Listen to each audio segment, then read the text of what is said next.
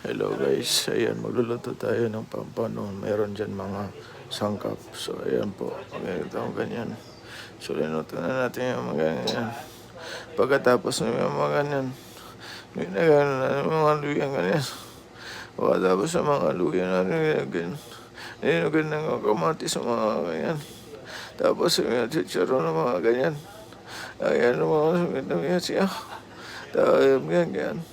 Dahil sa YouTube ay inaano ang ating video pag may music. Ito nila pa ako tayo. Ano nila pa ako ano. Sino pa paano nila may nakabaris. Pero nasa kamatis ayan po. Pagkatapos ilagay po natin ang ating siling green. Pagkatapos yung ating sap-sap sa sibuyas. Pagkatapos sa sap-sap ilagay po dyan yung ating bijay. Pagkatapos ilagay po natin yan.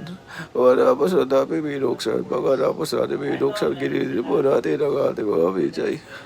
Pagkatapos po ng ating mga lili ng ating mga bijay. Pagkatapos pagkatapos ganyan pa. Pagkatapos ganyan pa. Pagkatapos natin gili-gili pa. Pagkatapos natin gili-gili pa. Ayan na, tititi-ko na. Pagkatapos sinapot-tapot pa. Ganyan no. Masarap yan. Subukan nyo na yan. Mabilis na yan. Ayan. Luto na sa. O ayan no. Tinig mo na. Masarap yan.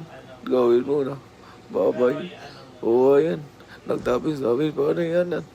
Ninagyan pa natin ng isda. Tapos ang ating gulay. O ayan na. Tapos na. Babay na.